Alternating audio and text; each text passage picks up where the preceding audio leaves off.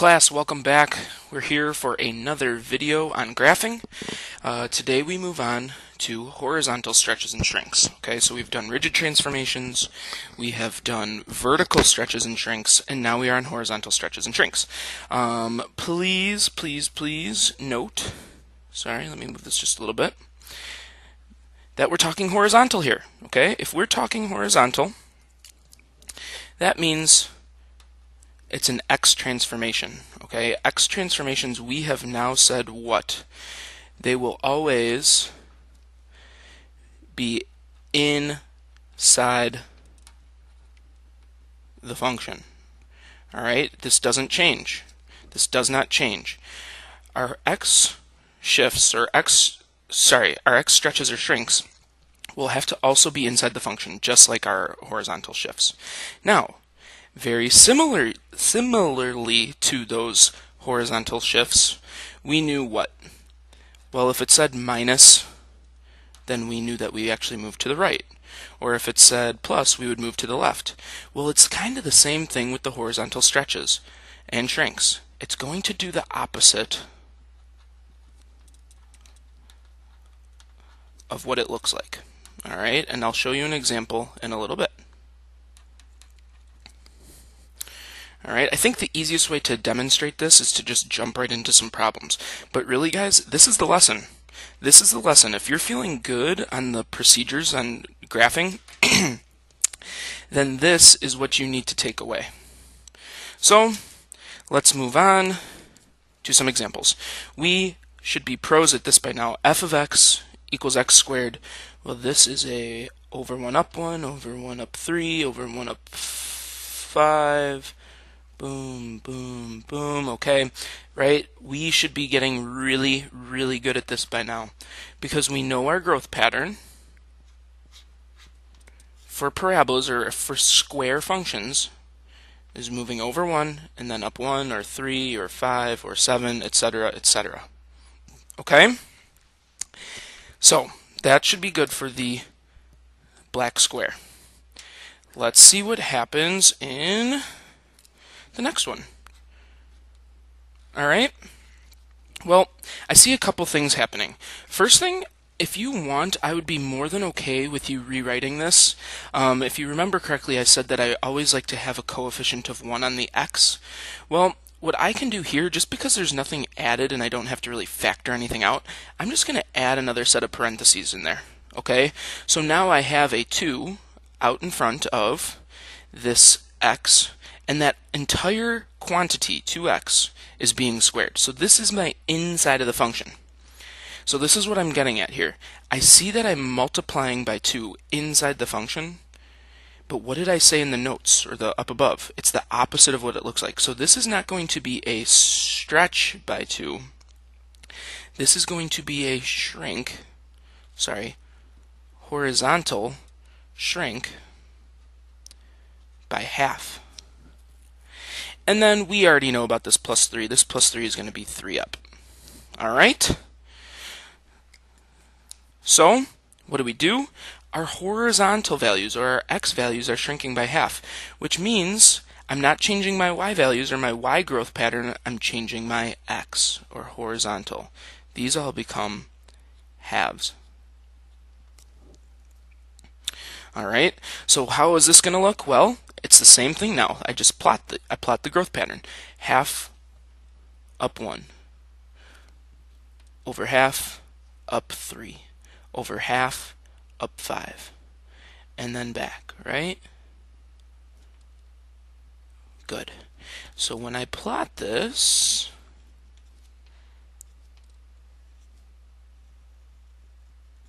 what do we see happened? What do we see happened? We see that it got skinnier, right? The x values shrunk. How about this next one? Alright, I see a couple of things going on here. The first thing I see is I see a negative outside of the function, okay? A negative outside the function, so I definitely know that I'm going to reflect over x. The other thing I see And again, if you feel more comfortable writing it, if you don't just immediately see, remember, I like that x to have a coefficient of 1, right? So I want to kind of get it alone, which means I would have to take out a 1/2, or bring a 1/2 out. Now be careful, I'm not taking that half out of the function. Do you see how this half is still being squared? That's important. This is saying that the half is still inside the function, which means then that this is a horizontal. What do you guys think? Is it a shrink or a stretch? It's a stretch. It's a stretch by 2. It looks like we're dividing by 2 or multiplying by a half, same thing. But remember, that actually means that we are going to stretch it out. So, I go back, and what do? I multiply by 2. It's a stretch by 2, so I multiply by 2. So now I go over 2 up 1, over 2 up 3, over 2 up 9, and this, hopefully you guys can already kind of picture it, is doing exactly what I thought it would. It is stretching our graph in the horizontal direction. Okay?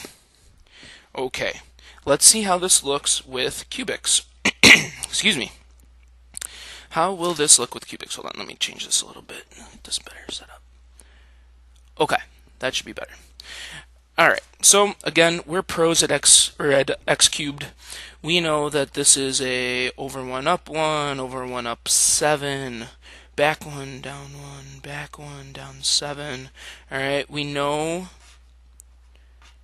our growth pattern for this one is 1, 1, 1, 1, 7, 19. Oop, forgot to sketch. And a little sketch. Okay, so there is a sketch of our original parent function for x cubed. Let's see what's going on. Let's change colors. Ooh, this one's nice. Okay, now this already factored everything out inside the function. So this is all ready to go. We know that because this x has a coefficient of 1, we're ready to rock. So this 1/3, be careful, it looks like we're multiplying by 1/3, but really what are we going to do? We're going to say that because this is 1/3, we are horizontally stretching by 3. Okay, excuse me. And we have 5 to the right. So, first thing we do, I'm going to move 5 to the right. The next thing I'm going to do is I'm going to get my growth pattern ready. I know I'm stretching by 3, which means I need to change all of my horizontal shifts or horizontal growths by 3. Multiply by 3. So now I'm going over 3, up 1, back 3, down 1, back 3, down 7. I could even probably do one more over here just to help me out, something like that, okay? So what happens, we just kind of make a nice sketch like that. And what do we notice? It did exactly what we thought it would do. We thought it would stretch. It did. Alright, last one on this page. Take a look. Remember, if you feel more confident with this, remember that you can kind of like, we're technically factoring out the 2. We're leaving this x alone, so it has a coefficient of 1. And now I see that this 2 is still inside the cube function, which means this has a horizontal transformation. It's going to be a horizontal shrink. Okay, it's the opposite of what it looks like. It looks like it's timesing by 2. It's actually going to divide by 2, or a shrink by half. Alright, and lastly, 4 down, because that 4 is outside the function. So, I start by 1, 2, 3, 4. Okay, let's plot that. That's good. And then what I would do is I would change my growth pattern. These should be halves, halves, halves. So, over half up 1, back half down 1, over half up 7, back half down 7, or something like that. Alright, and when we go to sketch it, we get a nice, well, kind of nice curve, like that. Okay, it did what we thought it would do. Horizontally shrink, it should scrunch together, and that's what it did. Alright, let's move on to the next page. Alright, our original parent function here is for absolute value. Absolute value, you know, we starts at the origin, and we kind of go out like this, and out like this. We know this growth pattern, right? This one is nice and easy. 1, 1, 1, 1, 1, 1, 1, 1, etc., etc. Alright, so let's take a look at this next one. Oop. What I want you guys to recognize here, and this is what I'm trying to get at with kind of factoring out that number in front of the x. We are not ready to graph this yet. We're not ready to graph this. We need to do something first, and what that is we need to get that x to have a coefficient of 1. So, what can I take out? Well, what do I have to take out? If I'm trying to get a coefficient of 1 and there's a 5 in front, that means I have to factor out a 5, which would leave me with that positive x, which is what I was looking for, 1x, and then plus 2. Alright, we need to do this because now what can we see? We know what our transformations are. We know we are going to horizontally shrink by 1/5. We also know that we're going to the left.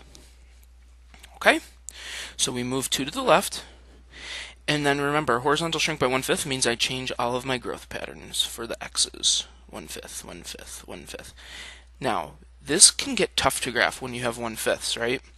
1/5 is not the easiest thing to mark. What I want you guys to know, and I guess it's kind of cheating, well, let's just call it a shortcut. With absolute value, this is a constant, right? Or this has a constant slope. So we know that if we go over 1/5, 1/5, 1/5, 1/5, 1/5, that's 5 1/5s, which make 1. Well, in the meantime, we went up 1, 1, 1, 1, 1. So we actually ended up going up 5 as we went over 1. So instead of trying to mark each one of these individually, which you can, it's just more difficult to do, that's all. Like that, right? You can do it. You can always just use this kind of as slope, right? You can kind of lump them together, group them together. I know that 5 of these make a full 1, so I need 5 of these. So over 1, up 5. Over 1, up 5. Something like that. And then we have to do the same thing going the other way. So, like that. Okay?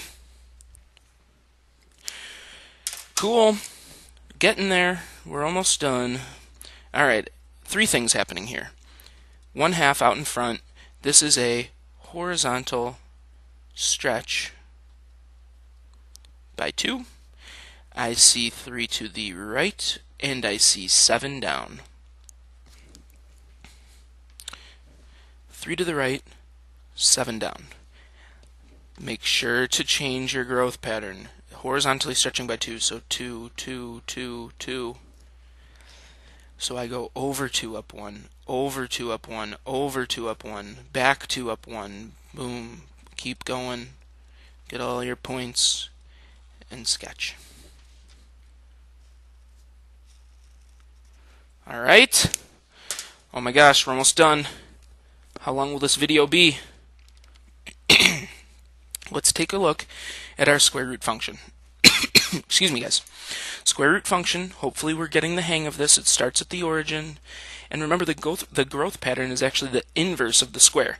So instead of going over 1, up 1, over 1, up 3, we're going to go over 1, up 1, over 3, up 1, over 5, up 1. Ah. Right? When we do our growth pattern, it's the y's that are the 1s, and it's the x's that are the 1, the 3, the 5, the 7, the 9. Okay? So that's good. Let's take a look at this first one. Now technically, guys, this is one where I just want you to remember I want to get that x, or I want to see what that x is with a coefficient of 1, which tells me that there's a 1/2 out in front of it. But again, it's inside the square root function. That's the important part. That tells me that this is not a vertical stretch or shrink. This is a horizontal stretch or shrink. The negative out front, first things first, that's a reflect over x. Now, because it's half and it's a horizontal, it is the opposite of what it looks like. This is a horizontal stretch of 2, or by 2. So, what do I have to do? I have to take all of my horizontal values, my growth pattern for the horizontal, and I multiply by 2.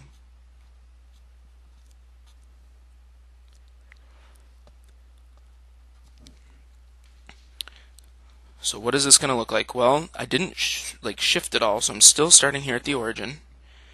I am reflecting over x, which means I'm going down. I'm still going to the right, but I'm going down now.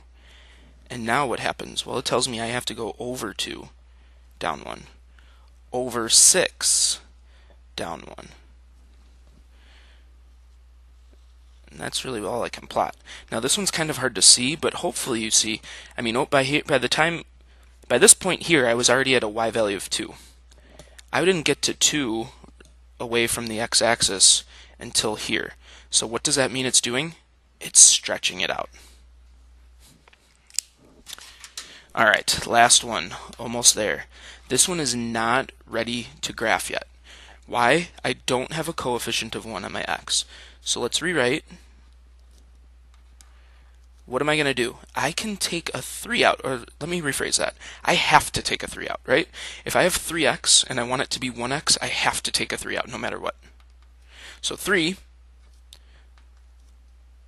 well, that nicely factors. That's really nice. 3x plus 4, now plus 2 on the outside. I see 3 things happening. I see a horizontal shrink by 1/3, right? That 3 means I'm shrinking by 1/3. I see a 4 to the left, and I see a 2 up. So 4 to the left, 2 up, and then let's get our growth patterns ready here. So this will be 1/3. This will be, well, 3 times 1/3 is just 1.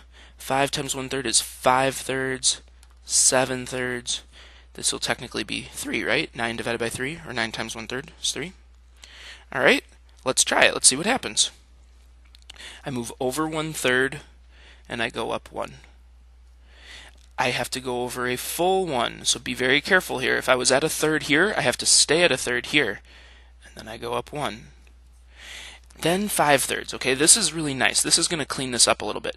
I know that 5/3 is 1 2/3, so here's my 2/3, and here's my full 1 to get me to a nice point there. Next, 7/3, which is 2 1/3, so 2 1/3, up 1.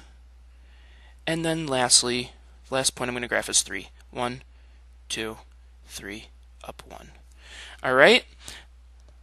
So we just nicely sketch that. Alright, so that is horizontal stretches and shifts in a nutshell. Hopefully you guys are feeling confident on this. We will be quizzing soon. Good luck with this. Make sure to ask any questions if you have them. See you later.